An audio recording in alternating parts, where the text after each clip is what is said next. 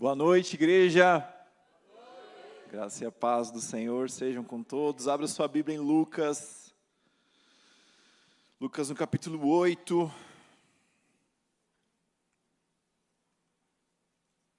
Lucas capítulo 9, a partir do verso 10. Lucas 9, 10. Meus irmãos, estou muito feliz por estar com vocês aqui. Muitos rostinhos conhecidos aqui, outros nem tanto. Mas o Jeff já me apresentou, sou esposo da Melina. A Melina já tinha um compromisso aqui para hoje de noite, junto com a nossa filha pequenininha, que é a Betina, tem 4 anos. E a gente está esperando agora a Elisa, que vai nascer ali entre finalzinho de dezembro, comecinho de janeiro. Então, uma casa em que eu sou a minoria total ali, né? Você já vai imaginar como que já sou hoje, você ainda mais. Mas muito bom retornar aqui. Nós tivemos a graça de estar com os irmãos aqui alguns meses atrás, logo antes do nosso envio lá para o Rio Grande do Sul. A gente está fazendo 6 meses lá, como família lá. A gente foi para lá no finalzinho de abril, assumimos lá como ministério auxiliar, na PIB de Montenegro, que fica a 50 minutos mais ou menos de Porto Alegre. Assumimos lá no dia 1º de maio. E, com a graça de Deus, temos aprendido bastante, temos trabalhado muito e temos visto o reino do Senhor se expandir ali naquele lugar também. Então, é muito, muito bom poder voltar e poder compartilhar um pouquinho do que o Senhor tem falado no meu coração nesses dias. Amém? Vamos ler a palavra de Deus, a gente vai ler do 10 ao 17. Se você puder, já fica assim com um dedinho na sua Bíblia, lá para João, no capítulo 6. Porque em João 6... a partir do verso 1, a gente tem esse mesmo texto, com algumas ênfases diferentes, com alguns detalhes diferentes. Então, em alguns momentos, a gente vai passear por lá também. Tá bom? Mas vamos lá. Lucas 9, a partir do verso 10. Ao regressarem, os apóstolos relataram a Jesus tudo o que tinha feito. E ele, levando-os consigo, retirou-os à parte para uma cidade chamada Betsaida. Verso 11. Mas as multidões souberam disso e o seguiram. E acolhendo-as, Jesus lhes falava a respeito do reino de Deus e socorria os que tinham necessidade de cura. Mas o dia estava chegando ao fim. Então os 12 se aproximaram de Jesus e disseram: despeça a multidão, para que, indo às aldeias e campos ao redor, se hospedem e encontrem alimento, pois estamos aqui em lugar deserto. Jesus, porém, lhes disse: deem vocês mesmos de comer a eles. E os discípulos responderam: não temos mais do que 5 pães e 2 peixes, a não ser que nós mesmos vamos e compremos comida para todo esse povo. No verso 14, porque estavam ali cerca de 5.000 homens. Então, Jesus disse aos seus discípulos: façam com que se assentem em grupos de 50, e eles atendendo, e fazendo com que todos se assentassem, e Jesus, pegando os 5 pães, os 2 peixes, erguendo os olhos para o céu, os abençoou, partiu e deu aos discípulos para que distribuíssem entre o povo. E todos comeram e se fartaram. E dos pedaços que sobraram, foram recolhidos 12 cestos. Amém? Coloque a mão aí no seu coração, vamos orar mais uma vez. Irmãos, eu não posso crer que o Senhor tem menos do que a gente já recebeu nessa noite aqui para fazer agora. Então, ore com expectativa, com fé no Senhor, para que Ele fale ao seu coração, para que Ele ative coisas no seu coração, para que o Senhor gere algo no seu coração por meio da sua palavra. Nessa noite, libere e declare as suas palavras sobre a sua própria vida agora.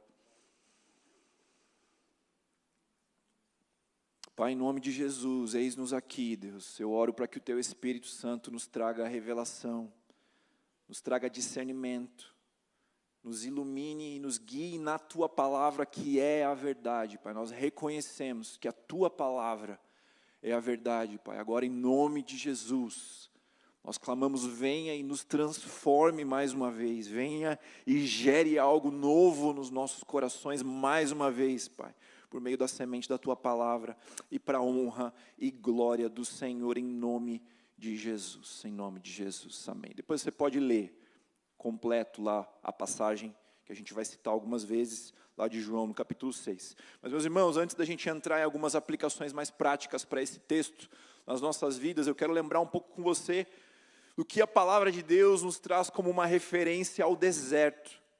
Porque nós vemos aqui que essas multidões, elas seguiram Jesus, mas que eles estavam, de repente, em um lugar deserto. E nesse lugar deserto não havia comida para todo aquele povo. Nesse lugar deserto não havia como aquele povo nem se hospedar, muito menos havia como aquele povo poder comer.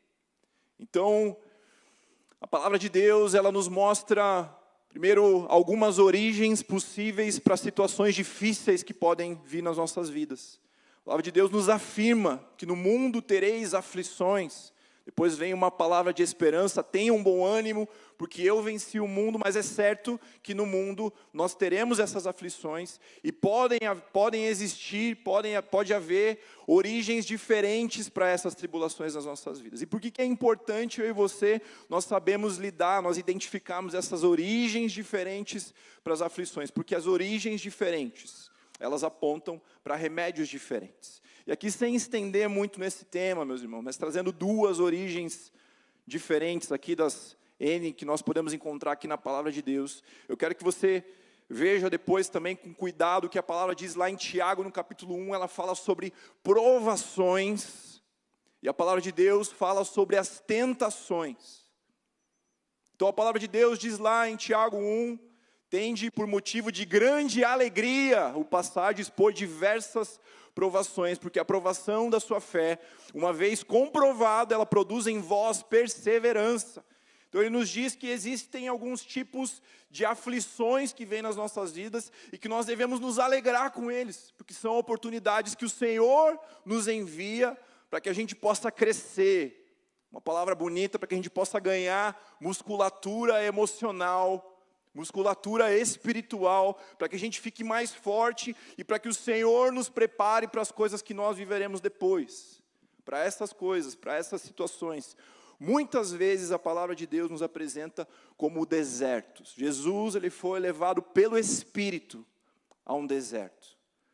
Naquele deserto ele foi tentado pelo inimigo, mas naquele deserto onde ele passou por provações, onde ele passou pela fome, onde ele decidiu jejuar por 40 dias, se preservar ali num propósito de oração. Jesus esteve naquele deserto, e nesse sentido o deserto significa essa aprovação de Deus. Nós encontramos esse lugar deserto, ou algo muito parecido com isso, lá em Ezequiel, no capítulo 37, quando nós lemos a passagem do vale de ossos secos, quando Deus fala para o profeta, declare, profetize sobre esse vale, sobre esse lugar, que o Espírito também tinha levado o profeta até lá.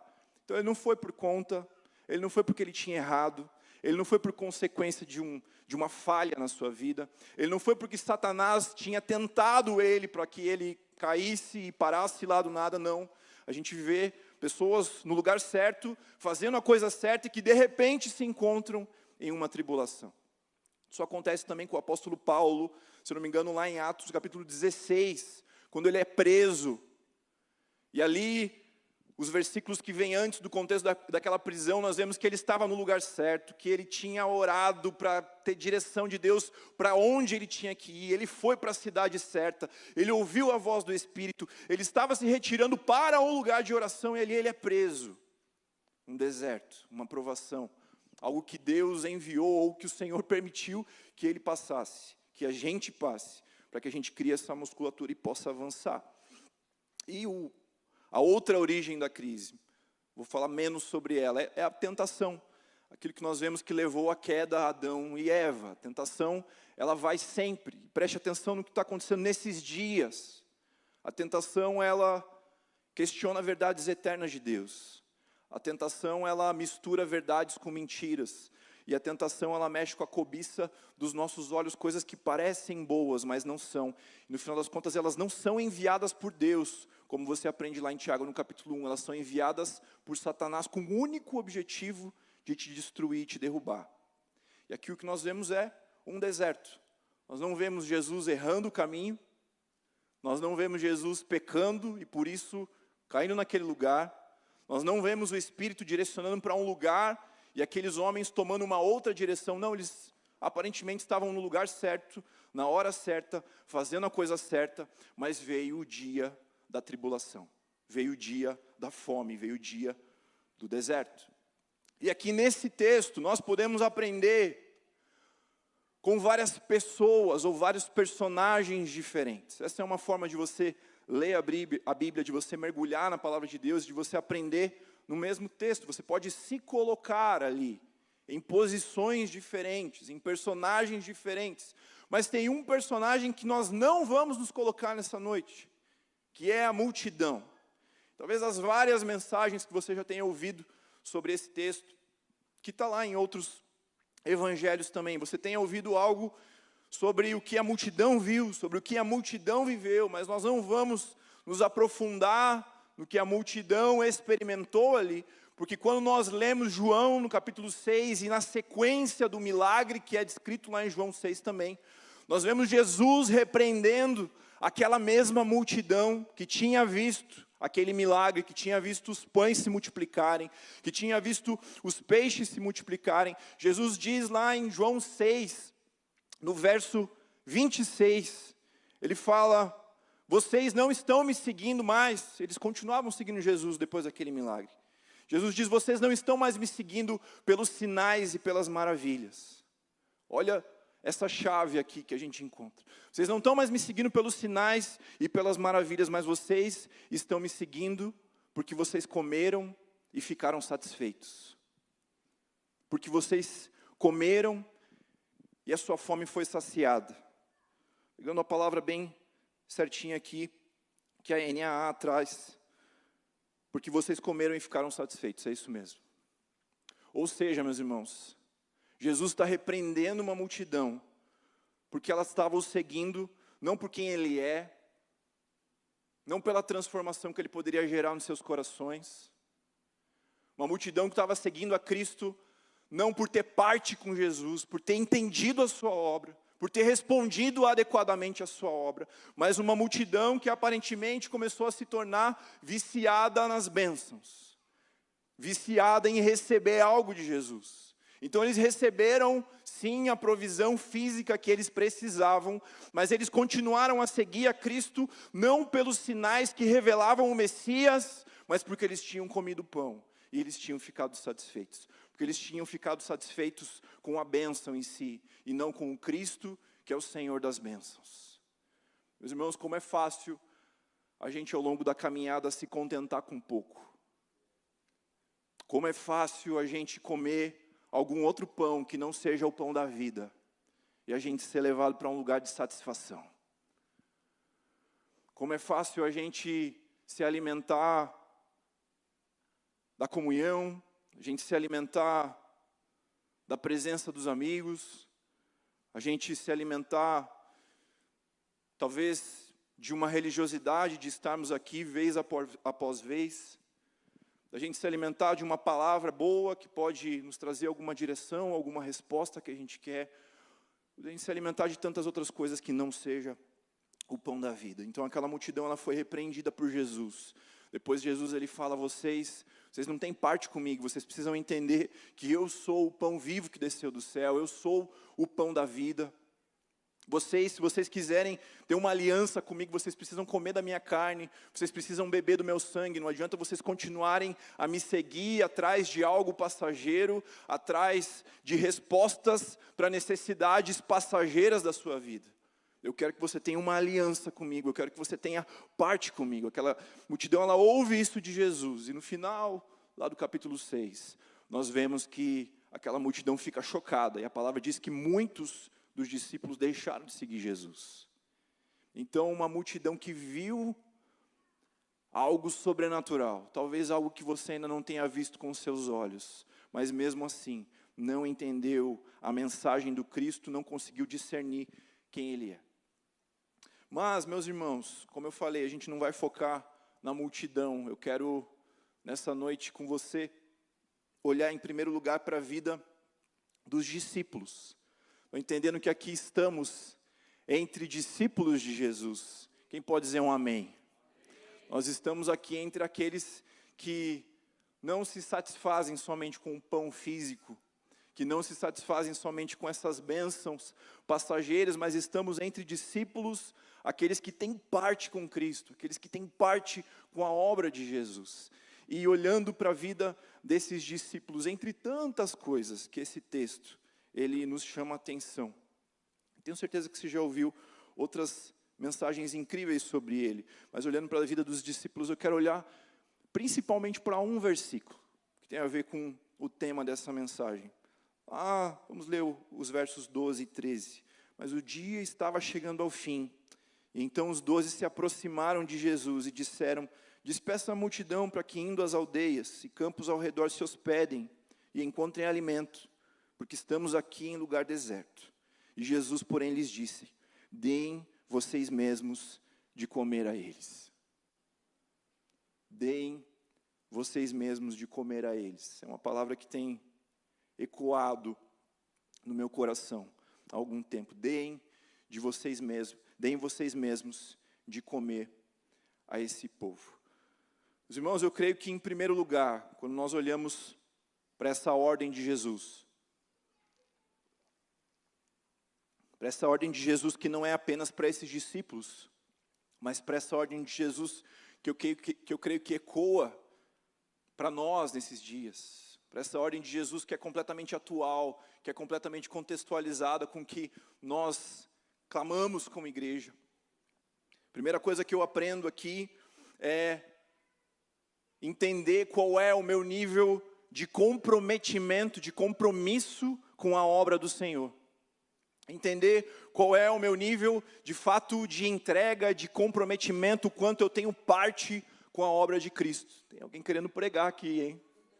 Eu acho que o fruto não cai longe da árvore mesmo, como dizem, né?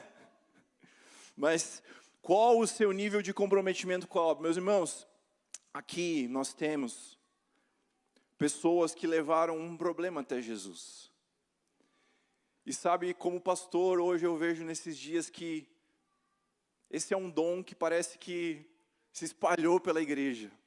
Pessoas que têm uma capacidade sobrenatural de identificar problemas, de identificar situações que podem ser melhoradas. Então eles olham para as circunstâncias e eles têm um relato, um diagnóstico que na cabeça deles era incrível. Eles falam: Jesus, vai faltar comida para esse povo. Quase como se eles estivessem dizendo, tipo, Jesus, faz alguma coisa, velho. A gente precisa dar de comer para essa galera. Daqui a pouco eles vão ficar revoltados com a gente. Daqui a pouco eles vão querer, sei lá, se rebelar contra a gente. Então eles levam até Cristo um problema. E eu vejo que isso é muito atual, meus irmãos. Porque nós aprendemos a ser muito bem atendidos em todos os lugares que a gente vai, ou pelo menos é isso que a gente espera. Eu acho que eu até falei um pouquinho sobre isso meses atrás, quando eu estive aqui com vocês. Mas a gente, quando senta numa mesa, quando senta num restaurante, como consumidores, a gente quer ter o melhor atendimento, a gente quer comer da melhor comida, a gente quer pagar e quer ser tratado com educação, a gente quer que a comida chegue na hora, a gente quer que o sal esteja do nosso gosto, que o ponto da carne esteja do nosso gosto. Mas o que acontece é que por muitas vezes a gente vem à igreja, vem à casa do Senhor, ou a gente congrega como filhos de Deus, e a gente quer que o louvor esteja do nosso gosto. Talvez a palavra, a mensagem, você olha e você comenta: puxa, será que o pregador, ele é aquele pregador que eu queria para essa noite? Ou será que outra pessoa foi escalada? Será que a mensagem foi boa? Será que pregou sobre o Velho ou sobre o Novo Testamento? Será que o louvor foi longo demais ou foi curto demais? Será que a luz estava acesa, a luz estava apagada? Será que estava muito alto, muito baixo? E tantas coisas, meus irmãos, que tomam as nossas rodas de conversa. Tantas coisas que a gente fala depois de um momento como esse, um momento de glória manifesta de Jesus, e às vezes a gente deixa de falar sobre a glória de Jesus, sobre o que Jesus fez no ambiente, sobre a manifestação do sobrenatural, para falar sobre coisas como essas, que apontam muitas vezes para uma mentalidade que tenta governar as nossas vidas, que é essa mentalidade do consumidor. daquela pessoa que senta prontinha para receber alguma coisa. A gente já viu que essa mentalidade, certamente, ela estava no meio da multidão também. A multidão que aprendeu a se satisfazer apenas com o pão. Mas essa é uma mentalidade que também, pelo menos pelo começo daquele diálogo, ela fez parte ali, naquele momento do coração dos discípulos. E aí eu quero contrastar com você, qual que é, se não é a mentalidade do consumidor, o que Deus espera de mim e de você. E aí, pegando esse mesmo exemplo do restaurante, eu estava me lembrando hoje, que quando eu era criança, o meu pai, ele tinha uma pizzaria, ele teve uma pizzaria por algum tempo. A família do meu pai é muito envolvida com cozinha, então meu avô teve alguns restaurantes, meu pai teve, a minha tia tem, junto com o meu primo também, então é um povo que gosta muito de comida e que vive disso. E por um tempo meu pai teve restaurante também. E eu lembro que quando eu estava lá, meus irmãos, eu tinha 9 anos de idade, mas eu, como filho do dono daquele restaurante, eu chegava lá, não importava o dia. Se fosse de tarde, eu ia dobrar caixa de pizza. Se fosse de noite, eu ia fazer alguma coisa. Meu pai me colocava para fazer alguma coisa. Eu ia abrir refrigerante de garrafinha para passar para o garçom. Eu ia ajudar a limpar copo. Eu ia ajudar a passar copo por cima ali da bancada para o garçom. Então eu estava sempre fazendo alguma coisa, mas entendendo que eu não podia estar ali como alguém que estava assistindo o que estava acontecendo, porque aquele restaurante era do meu pai. Então eu precisava ter, de alguma forma, mesmo muito novo, parte com aquilo que o meu pai estava fazendo. Eu tinha parte com a obra do meu pai ali, com o trabalho do meu pai ali. Eu não precisava ter CLT, eu não precisava ter salário, mas eu me sentia de alguma forma responsável pelo que estava acontecendo nos negócios do meu pai. Se você é espertinho, você já entendeu onde eu quero chegar.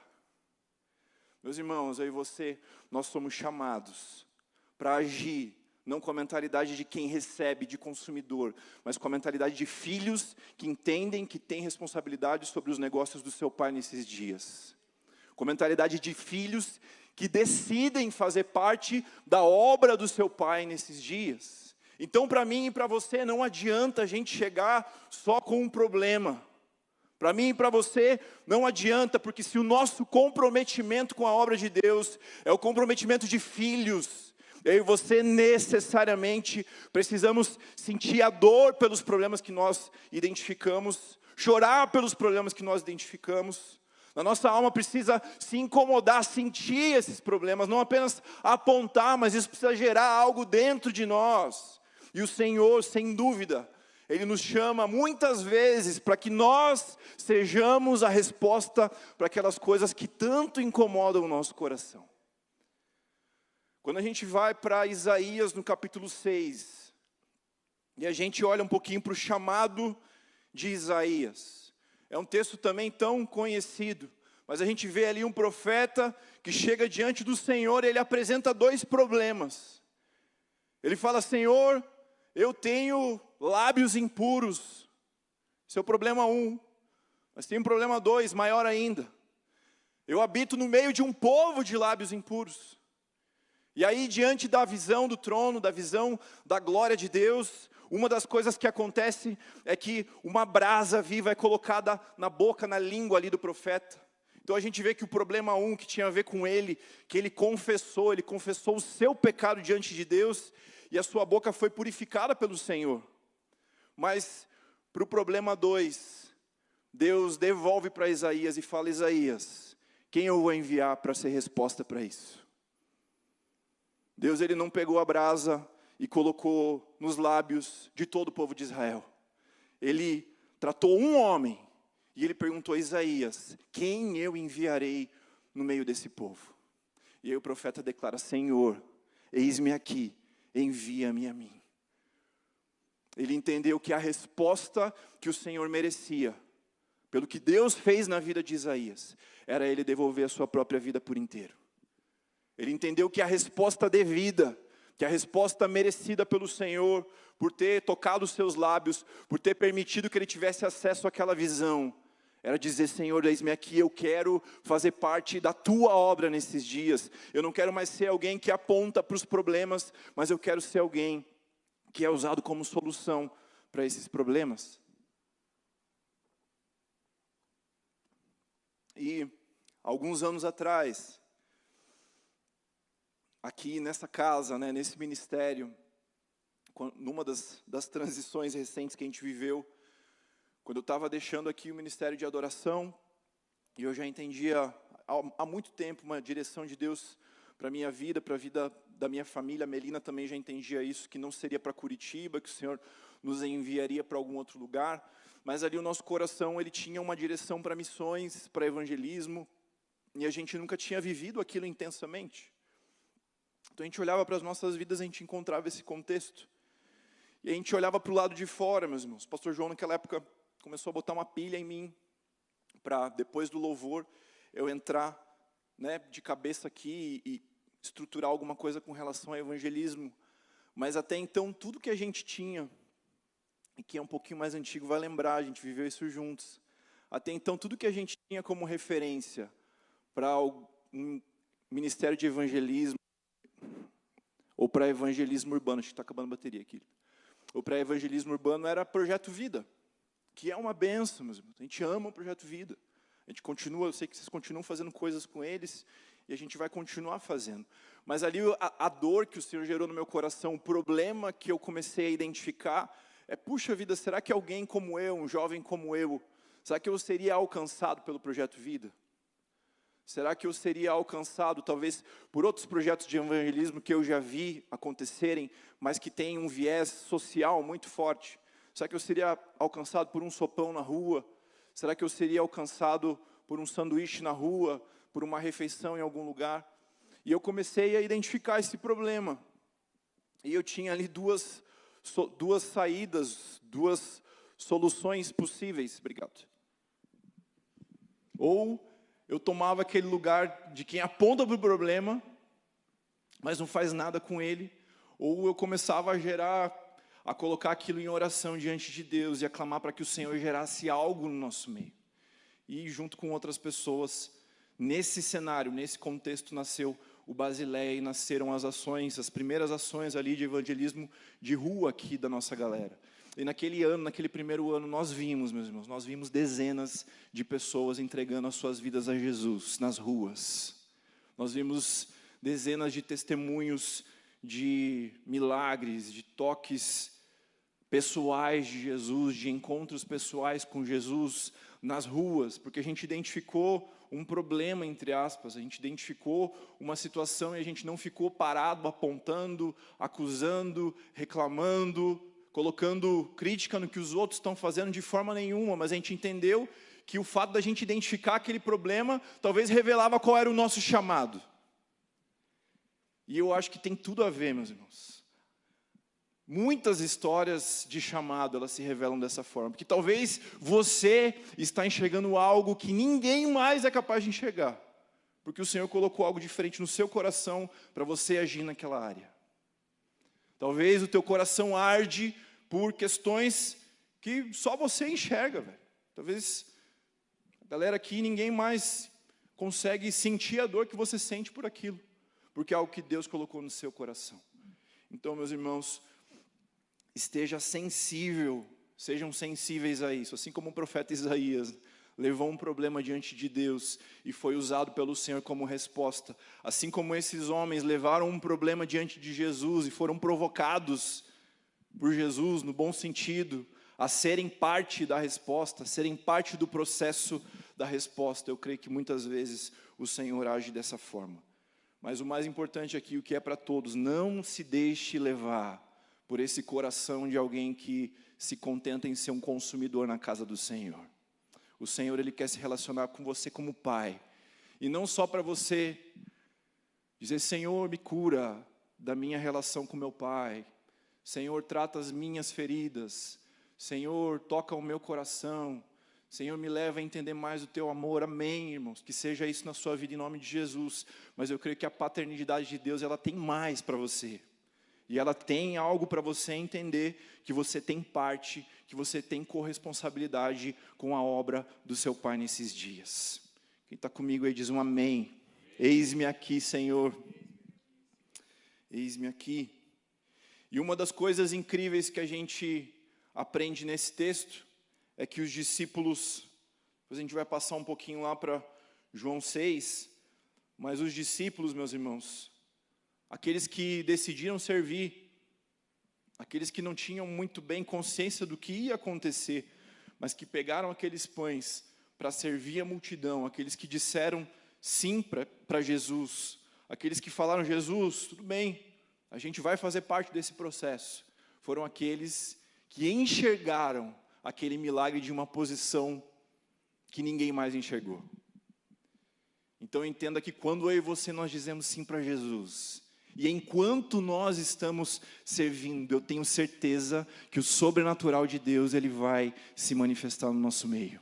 Quando nós dizemos sim, e no meio do processo do serviço, eu creio que os milagres eles vão acontecendo, os sinais eles vão acontecendo, o favor de Deus vai se derramando de uma forma ainda maior sobre as nossas vidas, quando dizemos sim e quando estamos no caminho servindo a multidão. Segundo lugar, ainda a ver com esse verso aqui que a gente acabou de ler, deem vocês mesmos a eles de comer. Eu creio que uma pergunta que está implícita aqui, uma pergunta que está escondida aqui por trás dessa pergunta que Jesus fez, é a seguinte pergunta: o que você tem para dar de comer à multidão? Que quando Jesus ele fala isso, deem vocês mesmos a eles de comer, a primeira reação deles é, tá, mas a gente não tem nada para oferecer. E aí vamos lá comigo, sei que você está com o dedinho marcando aí já, João capítulo 6. Deixa eu achar com você rapidinho. Vamos ler a partir do 6. Mas Jesus dizia isso para testá-los, porque sabia o que estava para fazer. E Filipe respondeu, nem mesmo 200 denários de pão seriam suficientes para que cada um recebesse um pedaço. Então já chegou alguém com a planilha ali para Jesus. Jesus, eu já fiz as contas. Jesus, eu já tenho um mapa estratégico aqui para a gente sair desse problema, mas a gente tem, de fato, um problema grande, porque nem mesmo 200 dias de trabalho de um trabalhador braçal são suficientes para que as pessoas comam um pedaço de pão. Então ele foi muito conservador, o que a gente chamaria de um cenário conservador. Ele olhou ali para o povo comer assim, o mínimo, é muito dinheiro envolvido. Então, a resposta das nossas estratégias humanas para aquela situação que está representado ali na vida de Filipe, mas não se engane, eu e você somos Filipe aqui. Eu e você somos aqueles que olham para o que nós temos a oferecer, que olham para o que os nossos braços podem gerar, que olham para o que as nossas mentes podem gerar e chegam para Jesus tentando dar a solução para algo que somente uma intervenção sobrenatural poderia realizar. Quando nós olhamos para a vida de Filipe, nós aprendemos, meus irmãos, que existem muitas circunstâncias em que tudo que eu e você pudermos fazer não vai ser suficiente. E como eu tenho vivido isso nesses dias. E como ao mesmo tempo isso, em algum momento, gera paz no nosso coração. Quando a gente entende, meu Deus, o que Jesus quer fazer nesses dias é muito maior do que eu mesmo posso oferecer. E eu creio que o que Jesus tem para fazer aqui no Holy, aqui nos sábados, nas ruas, por meio das vidas de vocês, é muito maior do que o que vocês mesmos poderiam fazer para Jesus. E isso significa, meus irmãos, que as respostas das estratégias, elas podem nos ajudar nesse caminho. A estratégia é uma bênção, o planejamento é uma bênção. Essa é a minha formação, essa área que eu ainda trabalho, né, de segunda a sexta. Então eu olho para tudo isso, eu enxergo coisas muito boas que a gente pode pegar e aplicar para o reino de Deus. Mas tem algum momento que a gente tem que chegar não, e dizer não. Isso aqui não é suficiente, eu não posso depositar as minhas esperanças nisso, eu não posso colocar a minha confiança completamente nisso. Então, olhando para Filipe, nós muitas vezes nos vemos como aqueles que querem trazer respostas racionais, respostas humanas para circunstâncias em que somente o sobrenatural de Deus pode gerar algo.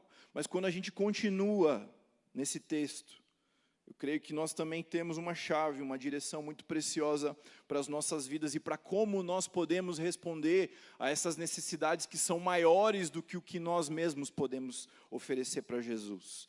Nós vemos isso lá no verso 9. Aliás, vamos ler do 8. Um dos discípulos, chamado André, irmão de Simão Pedro, disse a Jesus: aqui está um menino que tem 5 pães de cevada e 2 peixinhos. Mas o que é isso para tanta gente? Meus irmãos, quando nós lemos lá Gênesis capítulo 4, a história da oferta, ou das ofertas, da oferta de Caim e da oferta de Abel, lá no verso 4, nós vemos que o Senhor, Ele aceitou a oferta de Abel. Mas o verso 4 ele fala algo que é uma chave para mim e para você. Ele diz que o Senhor aceitou a Abel e a sua oferta. Ele não fala que o Senhor aceitou a oferta de Abel, mas fala que o Senhor aceitou a Abel e a sua oferta.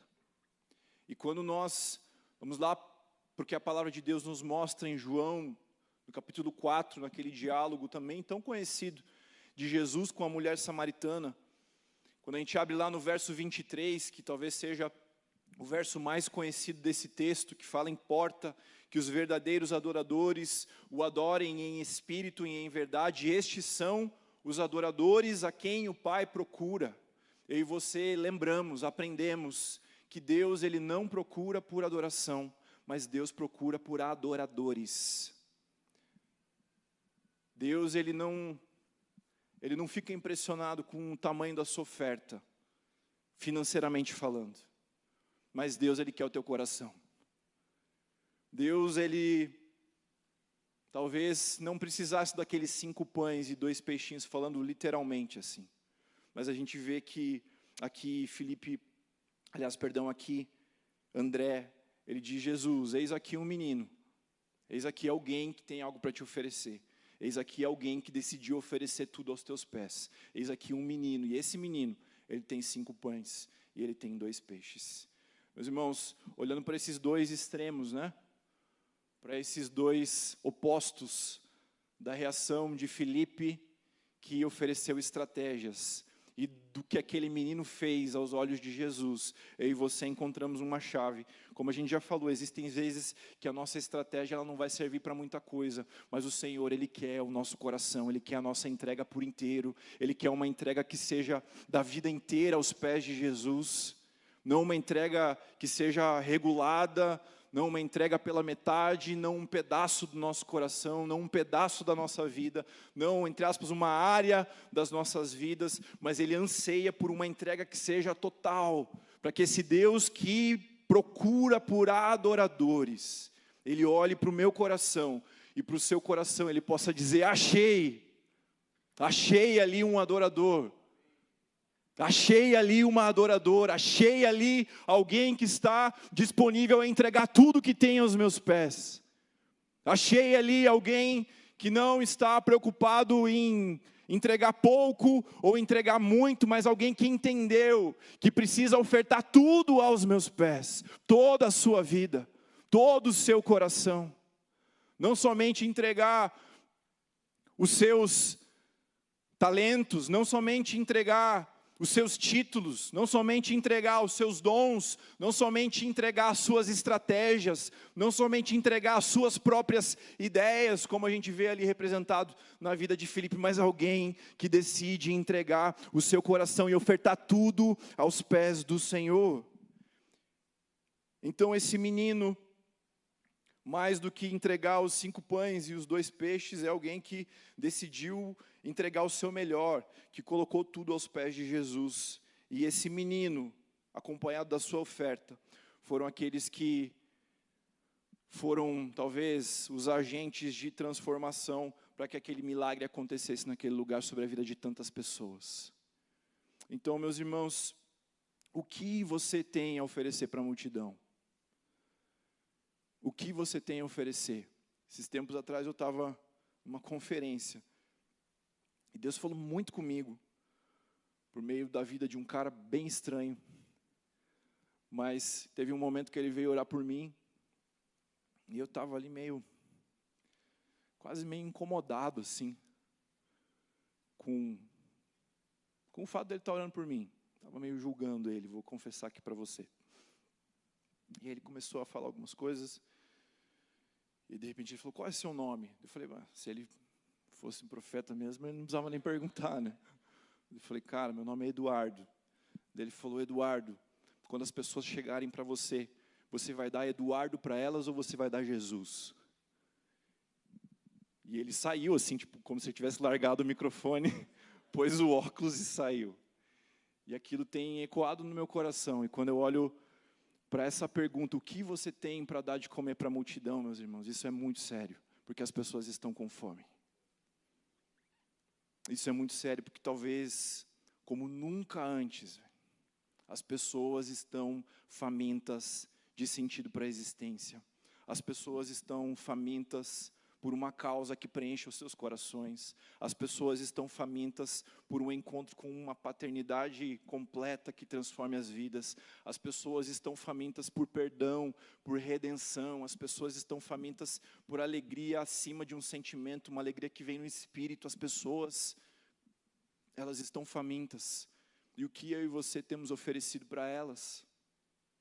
O que eu e você temos oferecido para as pessoas? Será que a gente tem oferecido as nossas estratégias? Será que você tem oferecido só um convite para ir à célula?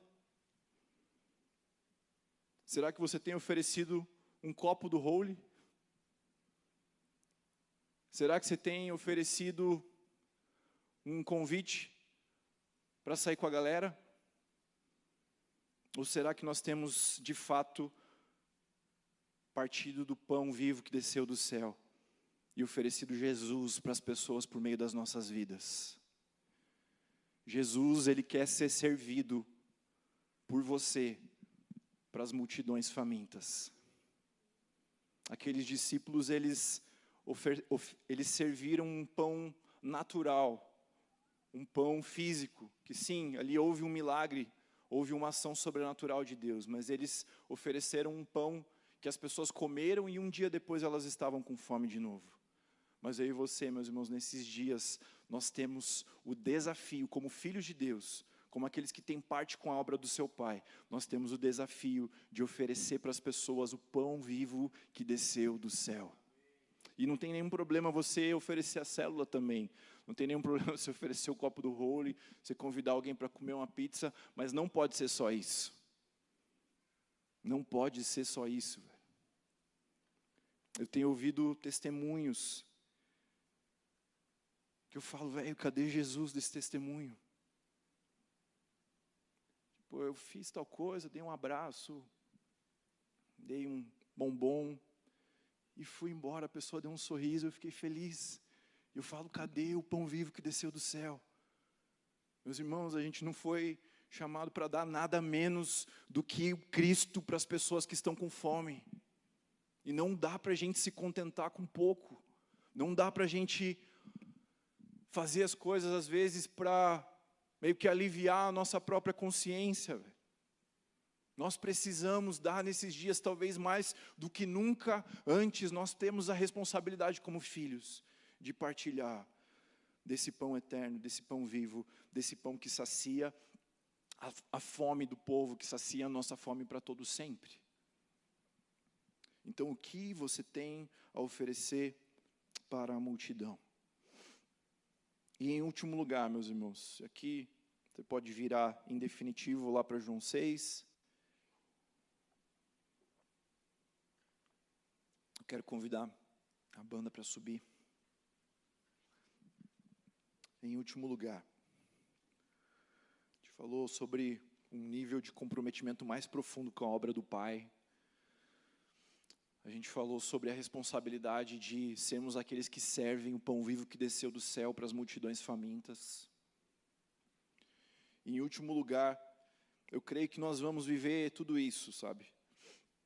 Mas uma das chaves que eu encontro nesse texto, e que eu já pude colocar isso em prática e ativar isso algumas vezes com a igreja do Senhor, eu creio que o Senhor tem isso para nós nessa noite, é o que nós encontramos lá no finalzinho do capítulo 6, aliás, no finalzinho do relato do capítulo 6. Vamos ler a partir do verso 10. Jesus disse: façam com que todos se assentem no chão. E havia muita relva naquele lugar. Assim como os homens se assentaram, e eram quase 5.000. E o 11, então Jesus, ele pegou os pães, e tendo dado graças, ou tendo agradecido, ele distribuiu-os entre eles, e também igualmente os peixes, e tanto quanto queriam. Aqui, meus irmãos, nós aprendemos que Jesus, ele primeiro agradeceu, e depois a multiplicação dos pães aconteceu. Primeiro Jesus deu graças ao Senhor. Lá no outro texto de Lucas fala que ele abençoou. Mas aqui em João nós vemos que ele deu graças a Deus. Ele agradeceu ao Senhor pelo que ia acontecer. E depois daquele movimento de gratidão de Jesus, nós vemos os pães e os peixes se multiplicando. E aqui eu aprendo, meus irmãos, a importância de nós ativarmos a nossa fé, para de fato nós pudermos, para que a gente possa viver o que o Senhor anseia que a gente viva. A importância da gente ativar a nossa expectativa, a nossa fé em Jesus, a nossa fé na palavra de Deus, não a fé do pensamento positivo, não a fé vazia, de você simplesmente imaginar que coisas boas vão acontecer, mas aquela fé que se apega à palavra de Deus, ao que o Senhor já estabeleceu que vai acontecer. Aquela fé que você se agarra com versículos, que você se agarra com relatos, que você se agarra com verdades da palavra de Deus, que você se agarra com verdades que você sabe que o Senhor já disse de específico sobre a tua vida ou sobre esse povo, e você decide ativar essa fé, agradecendo ao Senhor pelo sobrenatural que ainda vai acontecer, agradecendo ao Senhor pela multiplicação dos pães e dos peixes que ainda vai acontecer, agradecendo a Deus antes de acontecer, mas com a fé e com os olhos daqueles que já conseguem enxergar a palavra de Deus se cumprindo. Irmãos, a gente está pregando lá na igreja uma série que se chama Pela Fé, e quando a gente olha lá em Hebreus 11, e eu já ouvi algumas séries, inclusive já preguei em séries que falam sobre Hebreus capítulo 11, às vezes a gente vai na biografia daqueles homens, daquelas mulheres que são citados ali, mas quando a gente entende qual foi o tipo de fé que eles colocaram em prática, eles sempre tiveram fé na palavra do Senhor, não uma fé do tipo, eu vou conseguir trocar de carro, eu vou conseguir fazer alguma coisa para mim, eu vou conseguir realizar tal coisa na minha vida. Pode ser até que isso aconteça, Deus te abençoe, que você consiga isso se for a vontade do Senhor. Mas, meus irmãos, essa fé que agrada a Deus a ponto dele estabelecer homens e mulheres como referências de fé, é a fé de pessoas que entregaram as suas vidas fiéis, permanecendo sobre uma palavra, mesmo quando tudo dizia o contrário, quando todas as circunstâncias apontavam para um outro lado. Homens e mulheres se levantaram fiéis à palavra de Deus, entregaram as suas vidas, e muitos deles não viram a obra completa se concretizando, mas fizeram parte da ação de Deus, fizeram parte de algo maior, fizeram parte de um movimento maior. E, meus irmãos, eu creio em nome de Jesus, tantas e tantas palavras do Senhor já liberadas sobre esse povo, já liberadas sobre essa juventude, tantas palavras que o Senhor já ativou aqui nesse lugar, tantas palavras que nos levaram a olhar para frente com esperança, com fogo, com alegria. Mas eu creio que são dias em que o Senhor, Ele quer ativar a sua fé mais uma vez, para olhar para frente e dizer, a gente vai chegar lá, nós veremos o cumprimento dessas palavras, e nós faremos parte do cumprimento dessas palavras. Eu tenho parte com a obra de Deus, eu tenho parte em ver essas cadeiras cheias de jovens apaixonados por Jesus, cheio de pessoas recebendo do pão vivo que desceu do céu, cheio de pessoas sendo alimentadas espiritualmente. Eu tenho parte com isso, mas hoje eu decido, com os olhos da fé, olhar lá para frente, enxergar essas coisas se concretizando e dizer: Senhor, eu te dou graças, eu te agradeço. Senhor, eu sou capaz de levantar a minha gratidão, não apenas pela salvação, que já seria suficiente para eu te agradecer pelo resto da vida, não apenas pelas tuas bênçãos hoje na minha vida, mas eu sou capaz também de te agradecer, porque eu sei que o Senhor é fiel, e que a tua palavra vai se cumprir, e que nós veremos essa cidade cheia da glória de Deus, que nós veremos essa terra cheia da glória de Deus, e que nós faremos parte desse movimento, um movimento que é muito maior do que eu e você podemos gerar, mas um movimento em que o Senhor, Ele vai olhar para os nossos corações, Ele vai encontrar corações de verdadeiros adoradores, daqueles que decidem ofertar tudo aos pés de Jesus, e Ele vai falar: é esse mesmo que eu quero usar, é ela mesmo que eu quero usar. Aqueles que olham para suas mãos e acham que tem pouco, mas Jesus fala: é você mesmo, porque você é aquele que está a fim de entregar tudo. Você não está regulando, você não está contando, mas você está disposto a ofertar tudo nas minhas mãos. Esse movimento de entrega, de consagração, mas de gratidão, que eu creio que o Senhor vai nos conduzir agora. Fique em pé.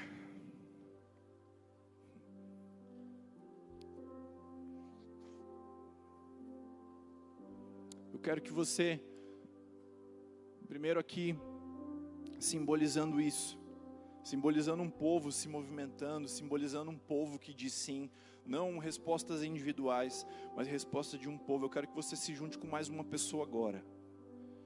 E você que já é da casa há muito tempo, dá uma olhadinha lá atrás, sempre fica alguém sozinho para lá. E aí você vai lá atrás. Mas se junta com alguém agora. Eu quero te convidar, com os olhos da fé, a você olhar para essas promessas de Deus se cumprindo sobre essa geração, sobre essa igreja, sobre esse povo, sobre esse ministério, e a agradecer ao Senhor. Agradecer, você não vai pedir nada a Deus, você vai agradecer, você vai louvar o Senhor, vai dizer: Pai, obrigado, obrigado porque o Senhor é fiel, obrigado porque nós podemos ver. E aí você declara o que nós podemos ver pela fé, e depois a gente vai ter mais um momento aqui, mas eu quero que esse primeiro momento, em nome de Jesus, seja esse movimento dessa gratidão que se move pela fé, e que olha para as promessas da palavra de Deus se cumprindo, e diz: eu creio que vai acontecer. Você pode fazer isso agora? Amém. Um chamado individual para você agora, que continue em espírito de oração, mas um chamado individual, é para essa pergunta que o Senhor nos fez essa noite: o que você tem a oferecer para a multidão? O que você tem a oferecer para as pessoas? O que você tem dado à multidão? O que você quer dar à multidão? Eu creio em nome de Jesus que é uma noite em que o Senhor, Ele vai encontrar muitos de nós como aquele menino que ele entregou a sua própria vida ao Senhor, mais do que entregar estratégias, mais do que apenas os planos, mais do que apenas as ideias, mais do que apenas as contas, mais do que apenas aquilo que os homens podem produzir. Ele entregou a sua própria vida a Jesus, e com a sua vida entregue, nós vemos ali a entrega total de tudo que ele tinha nas suas mãos. Eu quero, em nome de Jesus, eu creio em nome de Jesus, que o Senhor, Ele está liberando isso sobre nós nessa noite. Pessoas que dizem: Senhor, eis-me aqui, assim como Abel, eis aqui a minha vida e a minha oferta. Assim como Jesus ensina lá em João 4, eis aqui um adorador que carrega uma adoração, mas eis aqui uma pessoa que se entrega por inteiro e que como consequência despeja tudo aos pés do Senhor, entrega tudo aos pés do Senhor. Senhor, eu reconheço que aquilo que eu tenho, os meus títulos, os meus dons, o meu trabalho, a minha faculdade, a minha escola, aquilo que eu possa te oferecer é pouco perto do que o Senhor pode fazer nesses dias, perto do que o Senhor quer fazer nesses dias. Por isso eu me rendo, eu entrego tudo aos teus pés, e eu anseio ver o teu sobrenatural acontecendo na medida em que eu te sirvo. Eu anseio ver o teu sobrenatural acontecendo nesses dias, na medida em que eu me responsabilizo pela tua obra. Se o Espírito Santo mexeu contigo com relação a isso, se você quer ser essa pessoa que diz: Senhor, eis aqui a minha vida e a minha oferta, Senhor, eis-me aqui, envia-me a mim, Senhor, me usa, deixe o seu lugar em nome de Jesus. Vamos fazer juntos essa aliança com Deus, essa aliança daqueles que não querem somente o pão físico, daqueles que não se contentam apenas em ver a multiplicação do pão natural, aqueles que não se contentam em ver apenas aquilo que as pessoas podem comer em outros lugares acontecendo, mas aqueles que decidem: Senhor, eu quero mais, Pai, Senhor, eu quero ir além, Senhor, eu quero oferecer algo que eu mesmo não possa produzir, Pai, Senhor, eu tenho parte com a tua obra, eu reconheço, Pai, que ela é muito maior do que eu mesmo, que ela é muito maior e que ela demanda muito mais do que eu mesmo posso gerar, Pai. Por isso usa-me, Senhor, por isso eis-me aqui, mas usa-me, Deus. E Pai, o nosso clamor aqui é: Senhor,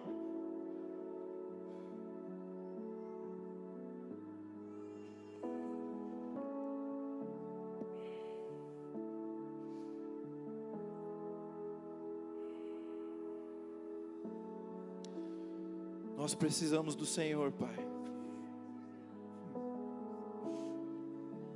Nós precisamos de mais, Deus.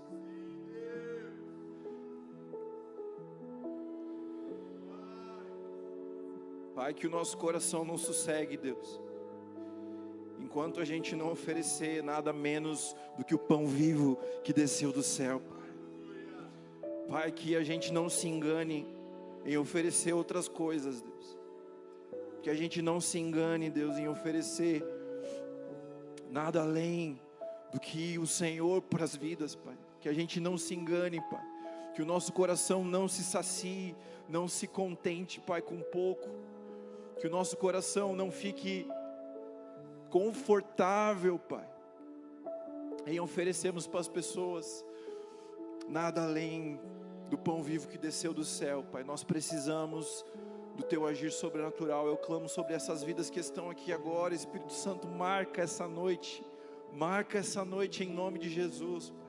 Marca essa noite que os Teus filhos, na medida em que eles dizem sim, na medida em que eles servem esse pão vivo, Pai, que eles vejam a Tua glória, que eles vejam o Teu sobrenatural se manifestando, Pai, que eles vejam os sinais e as maravilhas testificando que o Senhor é Deus, que o Senhor é Rei, que o Senhor continua vivo, Pai, mas que as suas vidas, Pai, possam apontar para o mundo que existe um pão vivo que sacia a fome interior, que existe um pão vivo que sacia o vazio que vem de dentro, Pai. Que seja assim em nome de Jesus, e que seja assim com toda essa geração, em nome de Jesus, em nome de Jesus.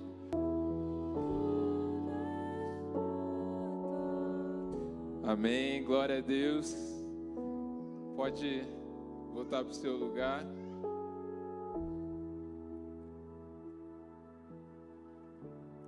A gente está encerrando o nosso culto, mas antes eu tenho um aviso muito importante para dar. A gente está aí na véspera, né, do nosso retiro da juventude. Então semana que vem estaremos na sexta-feira já indo para a chácara.